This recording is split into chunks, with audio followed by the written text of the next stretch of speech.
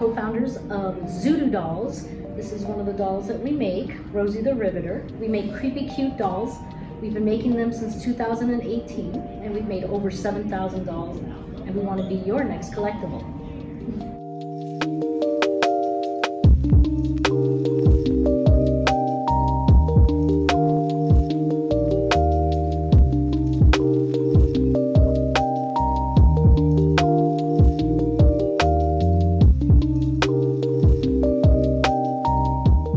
So what got you started into making these dolls?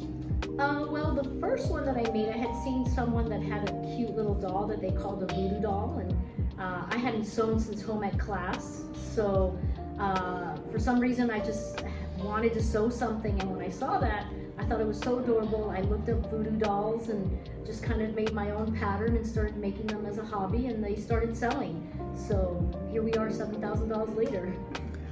7,000 dolls. More than that, yes. So what is your inspiration for most of these dolls? Well, a lot of the inspiration actually is stuff that we love. My partner and I, we do things that we love, like Rosie the Riveter. We have David Bowie, Freddie Mercury, La Llorona, which is what I'm dressed up as today. So it's a lot of the stuff that we make is things that we love. But we also do things that are popular, like Hatsune Miku, Coraline, which we also love. But mostly it's things that dolls that we want for ourselves.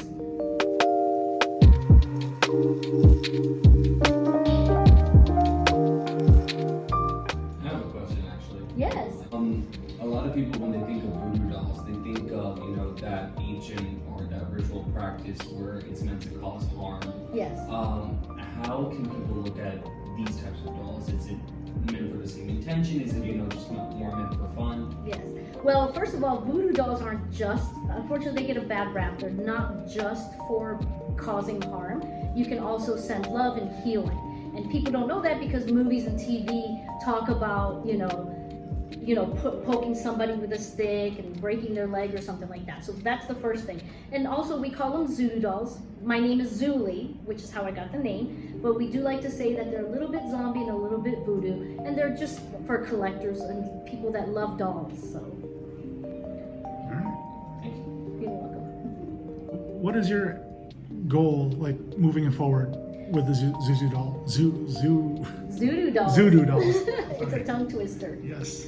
So we eventually would like to sell the company and become the next collectible. We know that we probably can't take it to that level, but just like, Cabbage Patch dolls were bought by Coleco, Funko Pop started off as the little bobbleheads. We'd love for someone to buy the company and then take it wherever it can go. Now, all your products are handmade? Yes, we make them all by hand. The only thing that we use a machine for is just the body. Mm-hmm. But the first 30, actually, I didn't even have a sewing machine. And the first one, I didn't even have a needle. So I actually had to go buy needle and thread to make the first one. And then after we sold the first 30 that I made, we went out and the first thing we did with that money is buy a sewing machine. So we've been growing the company slowly. Okay. How different is it now from when you first started?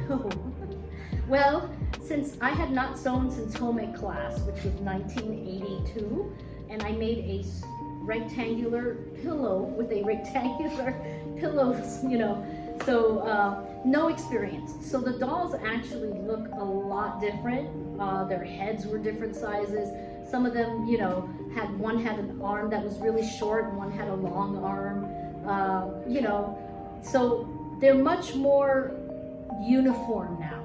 They say that if you do something for 10,000 hours, you become an expert. Well, it took us a few $1,000s before we could actually get them all looking at least semi-uniform. Because they're handmade, they're all a little different, but at least the bodies are a little bit more uniform than they used to be. Do you have a doll that's most unique to you? We actually do make some of our own, like we make skeleton mermaids that glow in the dark. We make a Santa Muerte that glows in the dark also, and we do a scythe that has a shark's tooth. So there's some that we've made that we've kind of created ourselves.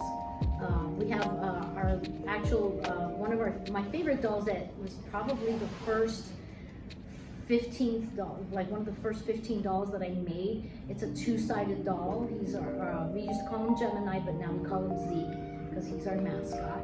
So we do a few things that are our own takes. Do you have like a most popular doll? Yes, our most popular doll is Scrump from Lilo and Stitch.